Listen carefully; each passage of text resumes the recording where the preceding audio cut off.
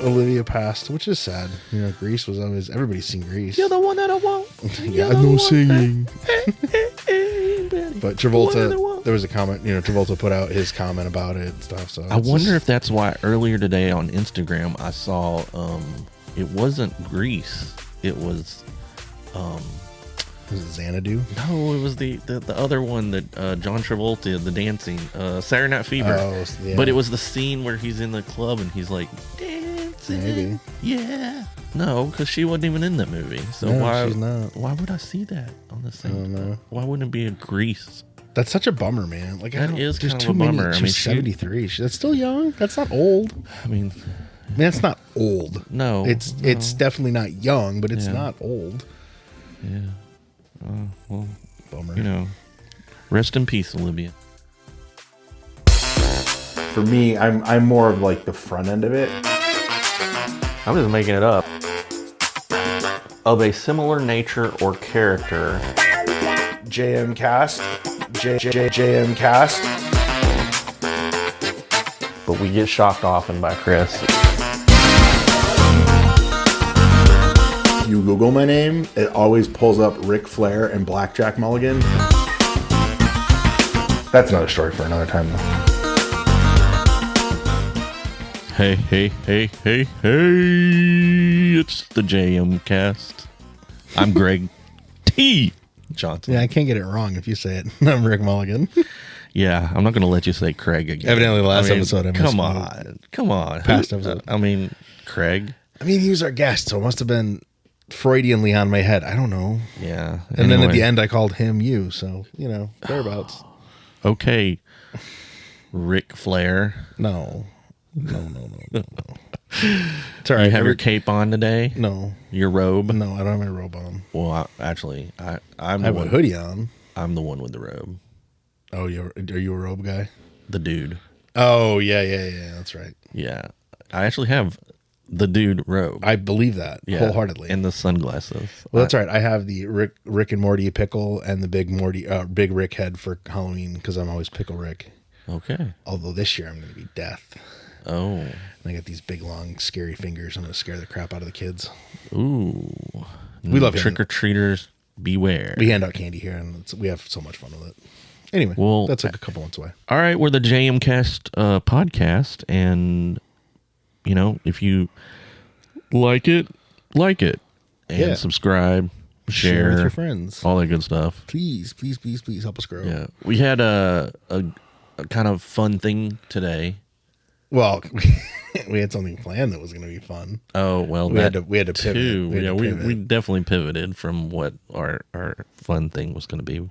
Special guest. That'll happen down the road. And his name was mentioned by Craig. It was, which was How about awesome. Oh, we almost had him before Craig, know. and it actually now works better that we're going to have him after. I know, it's perfect. Yeah. But no, we got all of our official podcast graphics today. Oh, that too. Yes. Yes, so we got And to officially submit. I've submitted it to most of the platforms.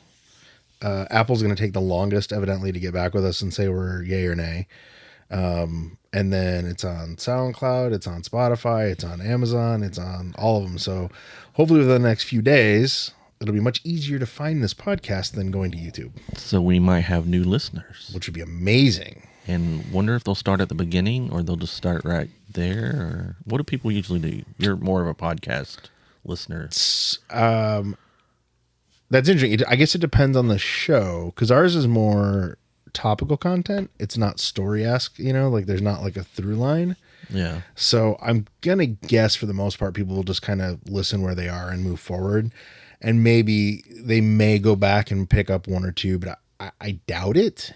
So then it would be important to tell people again why we're doing this. This is true. It would be. Yeah. So anyway, we're the JMKast, and we're doing it because we have a business. Yeah, JMK Creative Group, located just outside of Dallas, Texas. And we do video production, video marketing, podcast. Yeah, which has been really fun. Yeah, we're enjoying this new venture. Unintended venture. Yeah, we just kind of, how's a way we could get the word out and have fun with it. Yeah. Well, we had a client that does a podcast, Yeah. and two things. I look at it as two things. One, we learned a lot from him. Yep. We learned a lot of good and bad things. He's learned a lot of good and bad things, but also we thought, well, we can see how this works for us to see what other things we can learn to one, take to him and new clients. Right. And to just have some freaking fun with it. It gives us the opportunity to sit down, not have the computer on, and talk about, just we don't get to see each other face to face a ton. We're usually over the phone. Maybe once a week if we're lucky. Yeah. So this is nice because it allows us to be face to face, have conversations that over the phone are maybe a little like harder. Right. Or maybe not harder, but anyway, it's a nice pivot to be. That's a word I want to use a lot all of a sudden. That's the first time. No, I've used it twice. I said it a second ago. So Anyway. number 2 for pivot. Yeah, we can have the pivot counter going. It's kind of like never mind. So yeah, He's about to pivot. I've always enjoyed podcasts. I like the medium. I did one with some high school friends a long time ago. So when you put the opportunity on the table, it was like it wasn't even a matter of like, I don't know. I'll think about it. It was like, yeah, let's totally do it. Yeah, and really, it is a good way for us to talk about things we enjoy. Sure. I mean, not, we've gotten to talk about poker a little bit, but I mean, we get to talk about what we do in our business, and I mean, sure. Since we've started doing it, I mean, come on, what do you? Doesn't it just put you like a smile on your face every time you think about our business? Oh, absolutely. Yeah, the freedom that this company has given us to live a different life, for one. We're so wealthy. I mean, it has nothing to do with the money. Filthy it has nothing rich. to do with the money. The money will be what it is. It's, for me personally, it's freedom of our own schedules. Sleep has been my biggest one. We're still having issues. No. Getting sleep. Yes. I was not getting sleep for years. Yeah, well, you worked the kind of graveyard. Yeah, so early morning shift. I didn't sleep well. Yeah. And to getting to be home, just getting the time to be home, not having to look at the clock and go, I got to go to bed at 8:30 or 9 o'clock. And so I probably should go to bed a little earlier than I do. Right. Well, I mean, old habits kind of, college life kicks in for some reason. And I mean, and you're a poker player. Poker players tend to like to play late for some reason. Well, because that's when everyone's playing. I guess. Not always. I'm still mad. That's not.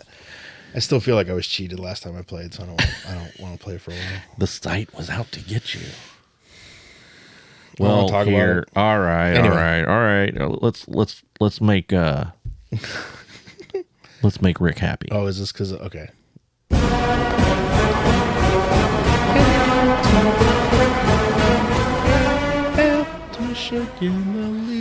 No singing. No singing. Well, that's a song, Goose. Well, hey, they were just told they were ranked number 6 in the preseason poll. So. Oh, you just found that out? Yeah, they're 6. I don't know who's ahead of them. I don't really care.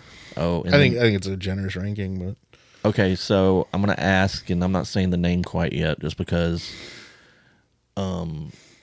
there's been reports, and it's been mentioned before,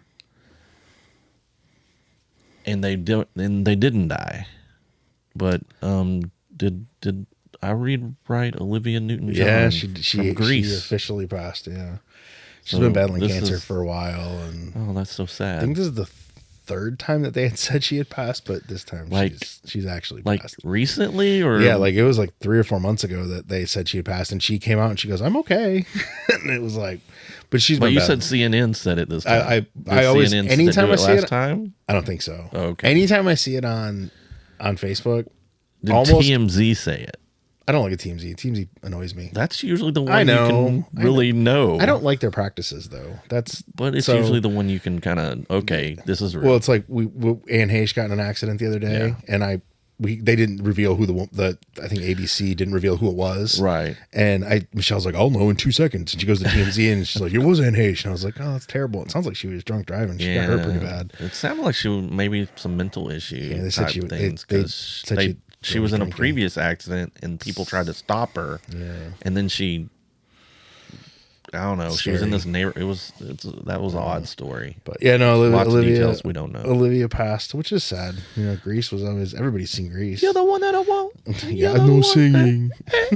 Betty. But The one that I Travolta, want. there was a comment, you know, Travolta put out his comment about it and stuff. So I wonder if that's why earlier today on Instagram I saw it wasn't Grease. It was was it Xanadu? no, it was the other one that John Travolta, the dancing, Saturday Night Fever. Oh, yeah. But it was the scene where he's in the club and he's like dancing. Maybe. Yeah. Maybe.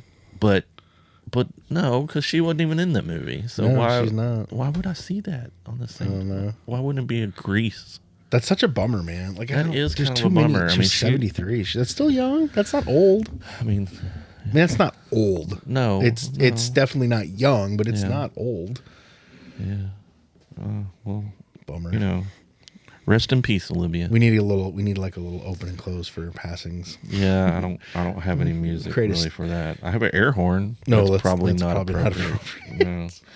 No. well- And I got the rim shot. That Yeah, definitely not probably appropriate. not gonna work No. for this. But hey, anyway, I want to talk about this on our podcast. I'm interested in whatever you want to talk about. I have no idea what you're going to Hey, did we tell people to like, subscribe, and share? We did. You sure? Yeah, 100%. Oh, okay. I'm just making sure. Because, I mean, sometimes we forget. That's true. I don't even know if we did in the last. I don't think at we the very did. end we did, Maybe but the very I end. don't know if we did. I know it's annoying for people to hear, but it's just something you got to say. Yep. Something you got to say. So, I was thinking, You get in trouble. I get in trouble when you think. yeah, that whole middle name thing with me. T for trouble. That almost was a spit take. And you almost actually said something in the microphone. No, I almost did a spit take. Anyway, okay, here we go. This is the topic. Okay. Let's talk about when you shoot and edit your own video versus when you edit someone else's video. So for me, this is interesting because I started as an editor and I liked editing way more than shooting. I still like editing way more than shooting. The biggest difference for me is who I get mad at when I don't have the shot that I want. And obviously, if I shot it, I can't get really all that mad at myself. You can. Oh, I do. And trust me, I do. Yeah, it's such an interesting dynamic because, like, you don't, like, obviously, you know, usually you know ahead of time what you're getting when you're like, oh, we send someone out to shoot a balloon launch. So, okay, it's a balloon launch. I know what my story is going to be. But I know how I would shoot that. I have no idea how you would shoot that, or, you know, Joe Smith down the street would shoot that. I have no idea how those people would shoot that. So I get super interested in what I'm going to get. It's like, okay, now I got to go through it. I got to look at it. But I would rather edit. You really have no idea how I would shoot it. I do. I absolutely do you, but I'm just making it for example of the discussion. But I can almost know exactly what I'm going to get from you when you shoot it. I started just like you. I started as an Right. editor and became, but I mean, I had done shooting in college. See, I and didn't want to stuff, shoot. I didn't want to shoot. and I didn't either. I wanted to be an editor. I wanted. Yeah. Ultimately, I wanted to be a post-production editor. Yeah, same thing. That's what I wanted. News to was do. not And where I wanted to That go. was when they had the abacus Yep. and all the little other gadgets. Can you imagine?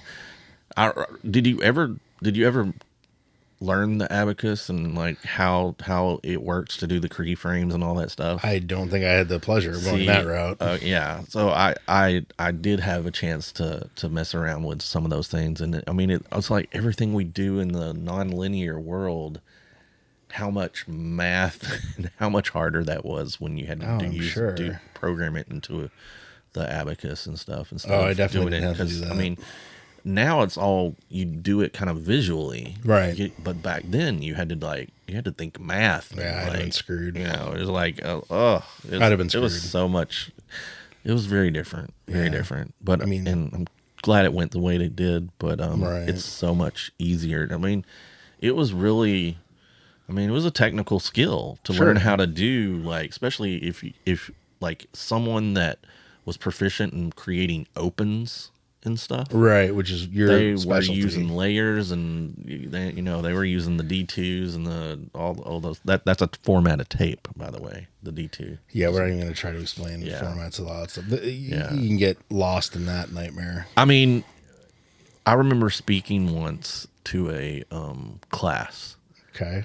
and I'm gonna have to count real quick out loud just to remember this, because I don't remember the exact number, but so at the time I knew how to use editing styles. Okay. Tape to tape, Right, of course. Avid, News Cutter, Yep. Final Cut, Okay. Grass Valley Vibrant. I knew Grass Valley, the original. Then we had the Sony, was it the 2000? I forget what it was Don't know called that there. one. Don't know that and one. then also at Channel 8, there was the Sony News Clip. Okay. Never had So to do those. literally any day, I could be using up to Seven seven editors. types of editing systems. Wow. Is that? And Avid is very different than the rest. Oh yeah, Like oh, Avid is night and day different than the rest when it started. I mean, in Final Cut, and is very different. The vibe. I mean, 7. I miss Final Cut 7. No, not Final Cut 7. No. I meant You just 7 said you different. said Final Cut and then 7. And I But was like, that's oh, yeah, not what I Final- meant. know. Yes, and it probably was Final Cut I 7. love Final Cut 7. Yeah, and then they created 10. And I don't want to even talk about 10. No one I does. mean, so many people they still like it, but it was I don't understand night it. and day. I don't It was a understand total different way of thinking. Did you ever see the Conan skit about all the errors that were happening with Final Cut 10 when it first came out? No, I didn't. Oh, you should go back and Google it. It's really funny. And like the random green keyframe and the out of sync video, like all the things Like, that were happening when you would export your Only video. people who actually are working in some sort of video Yeah. would even know Right. that. But it was hilarious because he was like, when you would export your video, the biggest problem in the original was they would be a random green screen that would pop up in almost everybody's videos. And a video was completely out of sync. And there was all these different issues. I remember Conan did a really funny segment on it. Final Cut was where I learned about the Rainbow of Death. Oh, yeah. That's a fun one. Rainbow of Death, Spinning especially wheel. on Final Cut. The spinning wheel on Apple when it would It was pop the up. worst on Final Cut for some Oh, people. it If was you terrible. ever got that wheel on Final Cut, forget it. It's not going away. I would save No. when I did Final Cut 7. I had it set up to save every 5 minutes. I would hit Control S or whatever, Command S, whatever it was, almost every 2 to 3 minutes because I had lost that many projects. Wow. But back to topic. Yeah. We were talking about the editing, what you shoot and what you don't shoot. And I started as an editor as well. I would rather someone bring it to me. Really? Yeah, Because you like editing more. way more. Okay. I would like a good shooter to bring it to me. Right. I wouldn't want no knock on you, Harvey. You don't know yet. I wouldn't want Harvey to bring it to me. It might be great. At some point, he will be great. But right now, I don't know.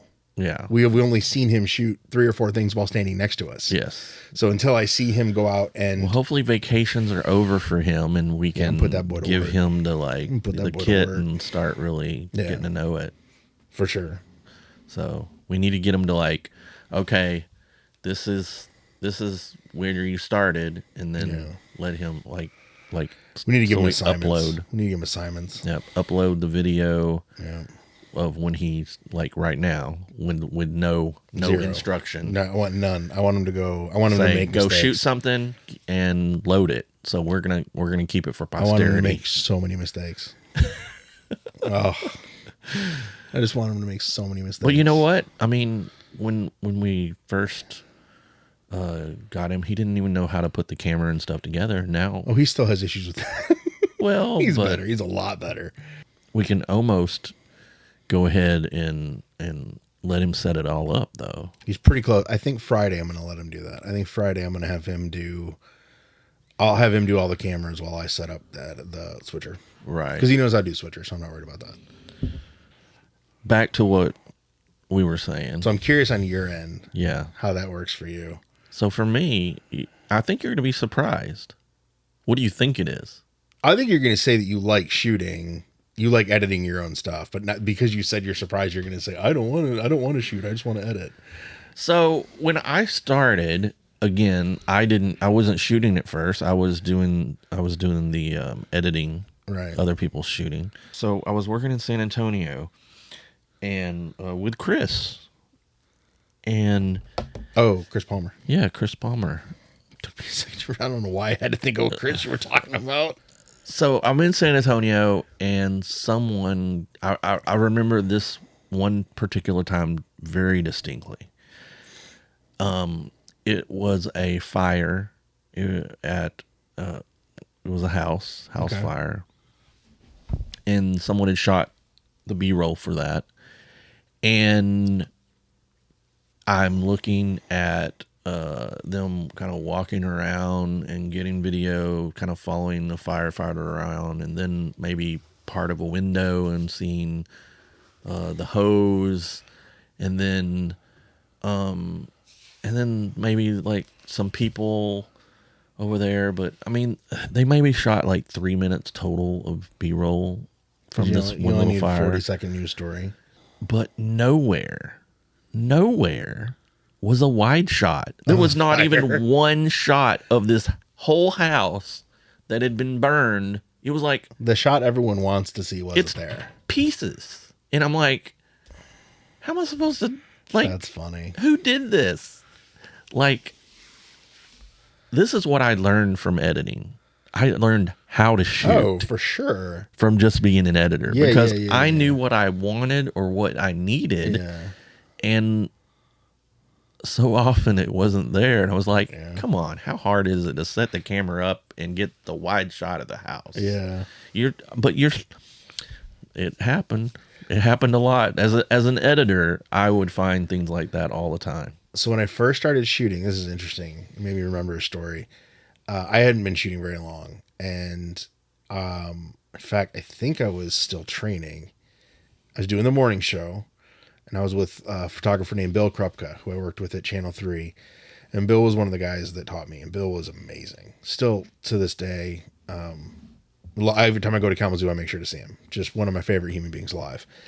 And we were shooting a house fire in February. I'm sorry, it was a down, like, it wasn't even a house fire. It was a, like, we were in a small downtown in Michigan. There's a lot of small downtowns in Michigan. And this whole block, like it was like 2 or 3 buildings was just gone. But it was completely engulfed from first story to second story, just massive flames. But it is also the coldest week of the year in Michigan. And it is snow coming down, and it is ice cold.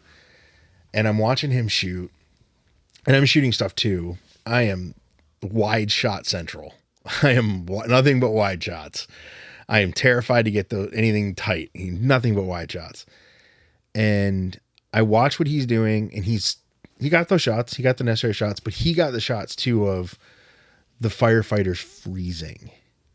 And the ice literally, like the guy with literally whose nose is frozen and his beard is frozen. And you can see the ice in his beard, and you can see the icicles on it. And you sit there and look at it for a second, and you're like, oh, it's a fire. But the story is, yes, it's this historic building that's gone, but it's also that these guys are out here freezing. It's the flavor. Right. So I remember when we got done, we went back to the station, and the guys were brutal with me. They would every day, let me see your tape, let me see your tape. So Bill obviously is with me. Well, that's good. I mean, No, it was great. They're wanting It just- you to grow. No, it was good. Trust me. I look back at it now and I realize how amazing it was. But when it happened every day, it wore on you. You know, there was never a break. Because the guys who taught me, Matt Loughran, Bill Krupka, John McCrary, Jamie Munden, Dave Barrett, like those guys, when I walked in the building, it was, let's see your tape every single time. And it was great. It really was. But it just got old because I'm talking. You didn't realize what they were doing. Of course not. You were thinking of it. Man, really? my boss, John McCrary, still there, still the assistant news director at WWMT in Kalamazoo. Man, he was brutal in the best ways possible. Like, trust me, I'm so grateful for everything he taught me. He's the nicest guy. He was never mean about it. It was never, ever did he make me feel stupid or mean or anything like that. It was just like, you know, hey, why'd you do that? Anyway, so Bill watches my tape, and Bill goes, okay, I want you to watch my tape and look at the differences. And he goes, who has the better story? And I'm like, well, you're going to have the better story. He goes, no, just watch it. so I watch his, I watch mine, and he goes, they make me cut 2 40-second VOs from mine that had to be different. There had to be a morning show read and a midday read. So they had to be different. And then I had to do the same thing for his, but one had to be a midday and one had to be a 5 o'clock. So it was very different, you know. And I'm like, well, I don't have any scripts to work from. And they're like, we don't care about that. Just make sure, you know, how would you tell the story differently? 2 times with yours, 2 times with his. And I found that with his, you said it exactly. The flavor was just so much more to work with. And it's still only going to be a 12-second story on the air until you realize that the building is 100 and X number of years old.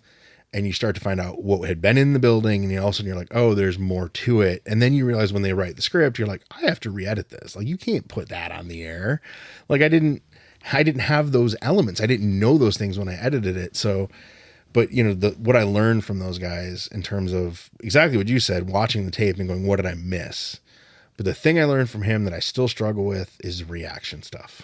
Yeah. Is the looking at the person who, or someone who's reaction to what you're seeing in the video. So you see that fire, where's the shot of the woman crying because her house is gone, which is horrible, but it's so crucial to the story. How would you describe how me and you work together, like when we're on a shoot? Because it's probably different than what most people are used to seeing 2 photographers come into a scene and work it. It's interesting because we don't really talk very much.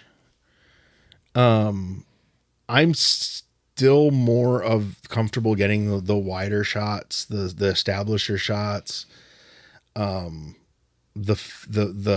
way more comfortable, and I always have been, with the wider and establishers. And I tried to get a lot of those. You are definitely the details guy, and there's no ifs, ands, or buts about that. I'm definitely know to do it. If I'm there by myself, I know to do it. But if you're there, I'm like, okay, there's no point in us shooting the same thing twice. There's just not. Now, if we're getting the same thing from a different angle, that's different. You know, like sometimes when we're doing encore, the guys are going up in bucket trucks. It's cool to have that from 2 different angles, but my shot's probably going to be looser. Well, I think what we've kind of we started like you're the wide shot, I'm the tight shot. Yeah. But we've turned into you're the wide shot, I'm the tight shot, but you're also the action camera. Like you're the one that gets the GoPro and and like I'm way more. Yeah, that's like true. really cool fun stuff. I always try to think of something stupid to do with the GoPro. So and that's kind of like become your I love the GoPro on the bucket truck going up. Yeah. And I love it when the guy I love it when I can hand the camera to somebody and they're like, is it running? And I'm like, yeah. And they're like, what do you want? And I go, just kind of show me what you're doing. And they go, got it. And they get it. And then I hand it to some guys, and the next thing you know, they're like pointing it at the ground. And I'm like, what are you doing? So that happens occasionally. But I love clamping the GoPros to, you know, we usually have at least 3 to 4 we're using at any one time. But I love clamping them in different places, putting them in different areas. You taught me the tool of the GoPro. I had them, but I didn't use it the way it wasn't until we did a shoot. I want to say, I don't think it was the drone shoot. I think it was the second shoot we did for Encore.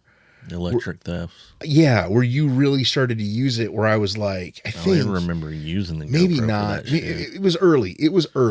And I remember, I don't even remember using it for the drones, really. That's what I'm saying. I was using my iPhone because you could zoom. Yeah. I think it was just early on. I remember you using the GoPro and me being like, it was almost like a light bulb where I'm like, oh, okay.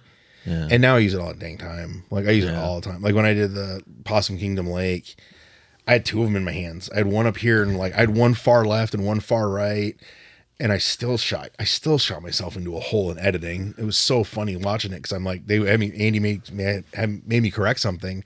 And I had no way to edit around it. I had no way to edit out of it. And one day we'll tell you who Andy is. Yeah. There's a whole story about Andy's one of the producers we work with, but we'll fill you in more. We'll have him on the podcast for sure someday. But, you know, unfortunately.